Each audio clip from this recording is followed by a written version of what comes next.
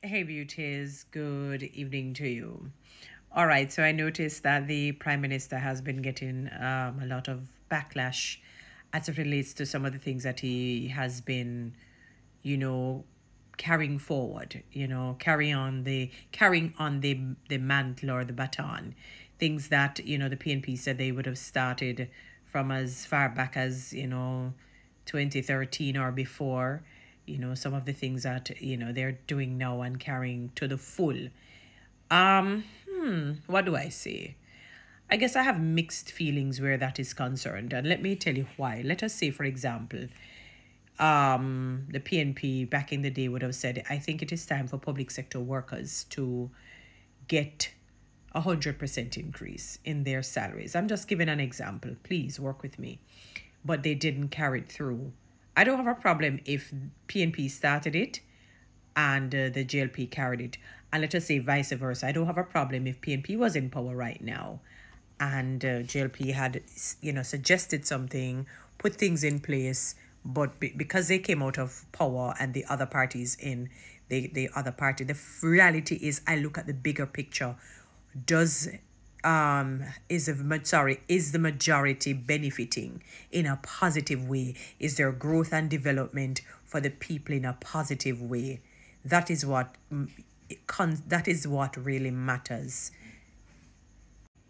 So beautiful, people. I'm looking at the bigger picture. I'm looking at the greater good. How you benefit, how the majority benefits in a productive way, in a way that will build them spiritually, morally, educationally, financially, socially, physically.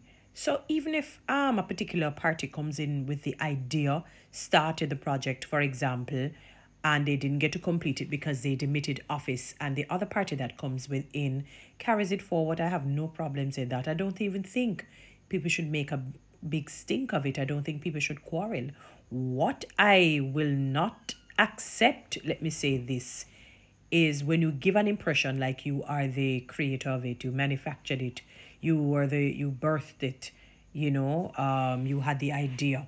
Give to Caesar what's due to Caesar. Give credit where it is due. Give credit where it is due.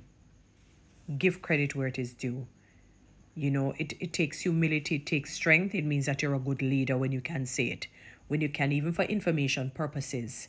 I know that leaders tend not to want to do that when they're on the opposing end, but it speaks to the remarkable state that you are as a leader when you can say, because I remember even in the debates, one kudos that I give to the PNP when the tall gentleman, I don't know his name, in the second debate with the glasses, he said, his opponent said something that was good and he believes in that and it must be carried forward. And I said, that was maturity for me, because if something is going to benefit the whole, it speaks to you as a leader. It means you're a good leader.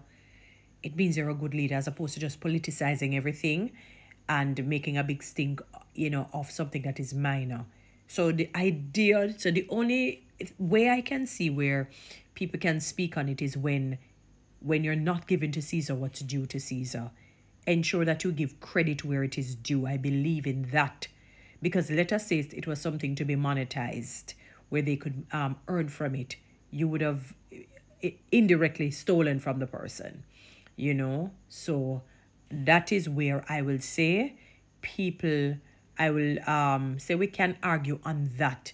But for me, if I started a project, it didn't get to finish and the next party comes in and completes it, or carries it forward, that's fine. Where I say the credit must be given is to say, okay, the PNP started it or the JLP started it, depending on what the project would have been. You follow? So I have no problems in that. But it shouldn't be a case where, because you don't want it to be hinged on envy and jealousy, where, because the PNP had started it and now the JLP runs with it, that it becomes problematic. It shouldn't be problematic if it is benefiting people for the greater good. It should not be. Is it that you want to politicize something at the expense of people? So in other words, you rather you say, oh, it's a PNP, you laud just the PNP or you laud just the JLP while the people suffer, or you don't carry out the project because it's the other party that started it and make the people suffer. So Which of the two factors would be most important? It therefore means, what cause are we fighting for? Are we fighting for just politics, to politicize, oh, I am green or I am orange? Or even though the orange started it first, I'm going to run with it since I'm in power, because I kind of want to, engrave my name that I did something when my party was in power as well. In other words, let us stop the foolishness. Look at the greater good. Where the argument has weight, where it is not baseless and weightless, is where you can say, if, for example, the GLP government give the impression or state something that is not so, to say they started it or they came up with the idea and they know they did not. Now I can understand where you're coming from. You follow? But nothing is wrong if they carry out a project that will benefit people. Always, then why would you be in politics? Either of the two parties. The other one is vying for the position to do what? What is the other party trying to come in for? I'm assuming it's to help the people, isn't it? Okay, so if it is to help the people, don't worry about who carries out a project that another party started. What you can have an argument on is ensure that you give credit. Sometimes if I'm making a quote, I will say, I'm not sure who stated it. If I know who stated it, I will say this person stated. That is why we have copyright issues, that these things in elements, because people will run with people's ideas and not give them credit for it. And they will not give them credit for it. That is what you can put your arguments on.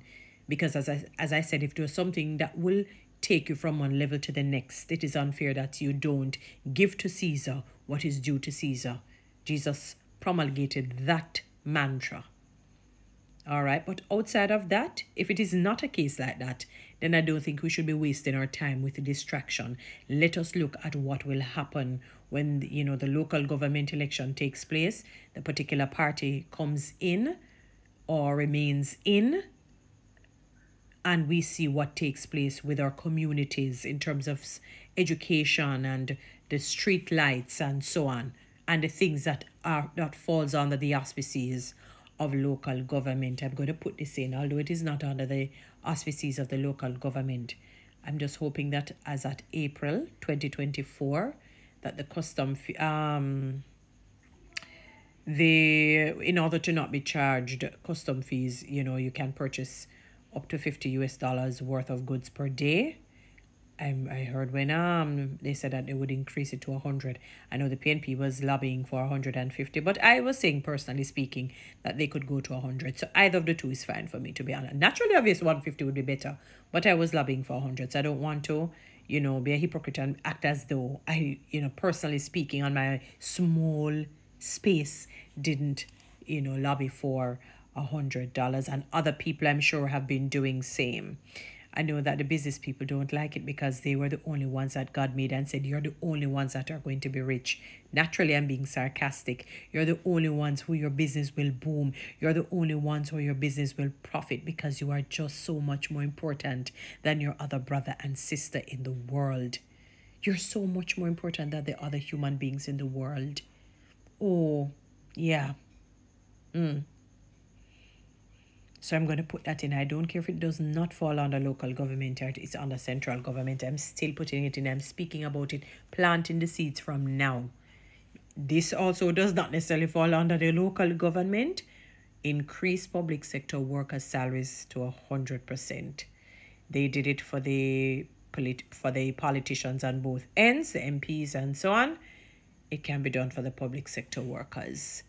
A minister years ago, long before we dreamt of COVID, long before we even heard gunfire upon it, said anybody earning $500,000 per month, whether net or gross.